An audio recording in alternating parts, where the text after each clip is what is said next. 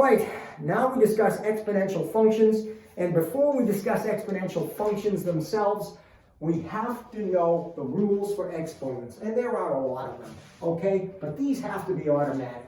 You have to know that a to the x times a to the y equals a to the x plus y. A product of two powers yields the sum of the exponents. And likewise, a quotient of two powers gives us a difference in the exponents, as opposed to a power of a power, which results in the product of exponents. You should also know, of course, that an exponent will distribute over multiplication or division, but not over addition or subtraction. Please remember that. Okay? Now, also some values you should be aware of. A to the 0 equals 1. And a to the negative x equals 1 over a to the x. And which, of course, is the same as 1 over a all to the x. You should know how rational exponents can be transformed into roots, right? A to the 1 over n is the nth root of a. And a raised to the m over n is the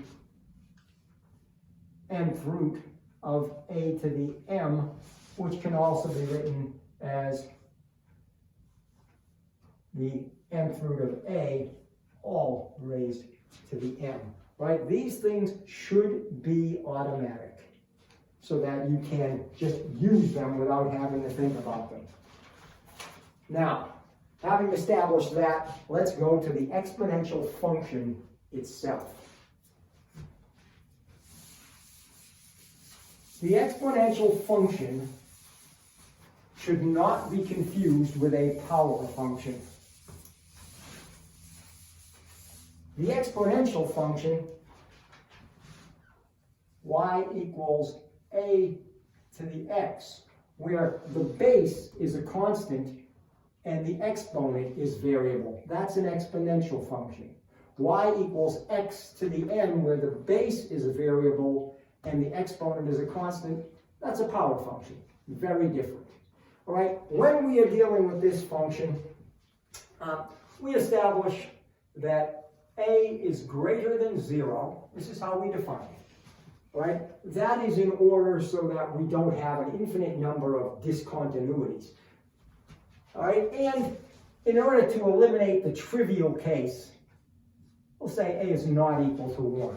Because if a equals 1, you don't really have exponential behavior. You simply have the horizontal line y equals 1. So since a is greater than 0 but not equal to 1, that naturally breaks us into two cases. The case of y equals a to the x, where a is greater than 1, and the graph of that would, now of course, because as we said, a to the 0 is 1, regardless of the value of a, the y-intercept is going to be the point 0, 1. Where a is greater than 1, we have an increasing function that looks something like that. Now, the second case can actually be written two different ways.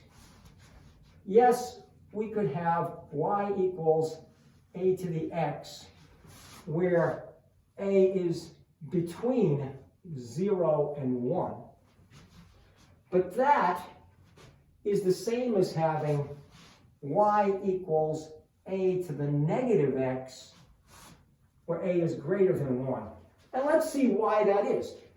Remember those properties of exponents. Suppose we were trying to graph y equals 1/2 to the x. Well, you should remember that 1/2 is 2 to the negative 1. So what we have here is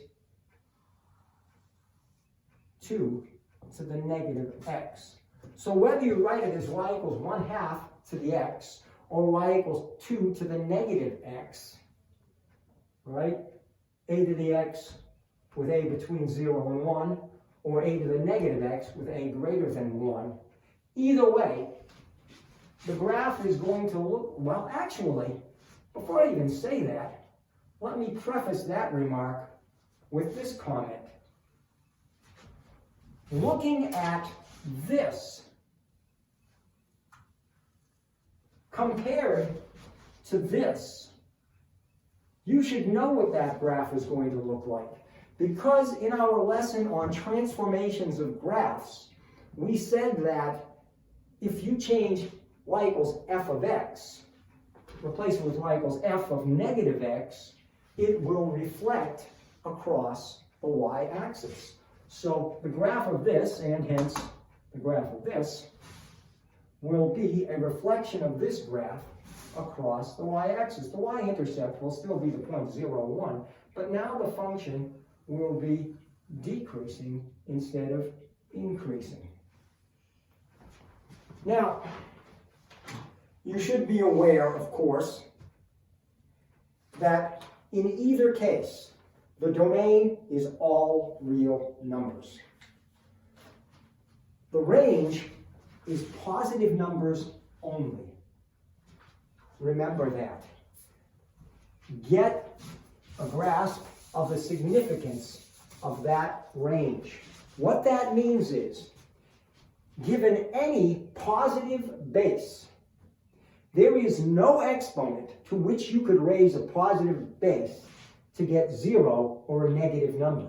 Y will always be positive. Okay? It doesn't matter whether your exponent is positive, negative, or 0. A positive base, you're always going to end up with y being positive. Okay. Now, of all the bases that we use,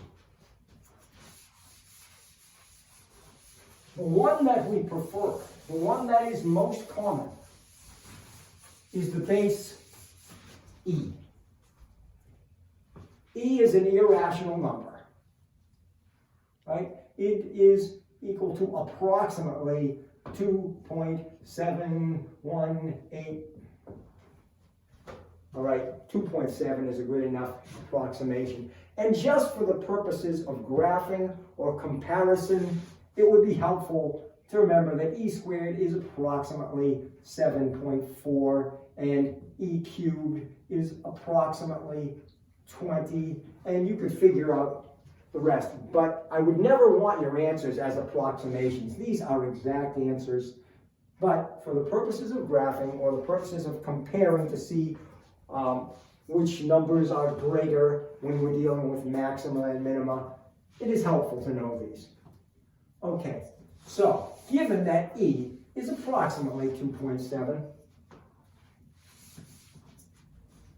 don't think that there's any magical properties as far as the graph. Yeah, there are some very significant things, but it graphs just like any other exponential function.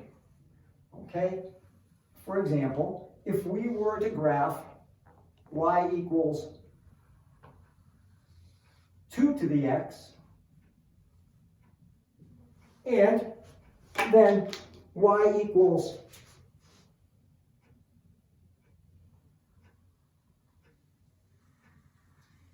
3 to the x, well, y equals e to the x, e being approximately 2.7, would lie between those two graphs. Right? The behavior is the same. The y-intercept is still the point 0, 1. The function goes to infinity as x goes to infinity. It approaches 0 but never reaches it as x approaches negative infinity. The exponential behavior is the same.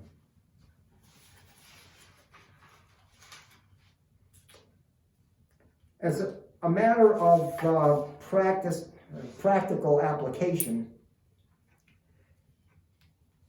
exponential growth and decay. You've probably seen this at some point if all you've done is interest rates or compound interest. But whether you write the equation as something like this, the variables really don't matter, but or this,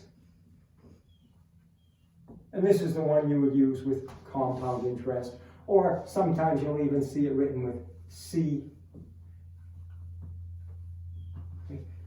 They're all the same equation. This is the exponential growth or decay equation. If K or R is positive, we're dealing with growth. If K or R is negative, we're dealing with decay.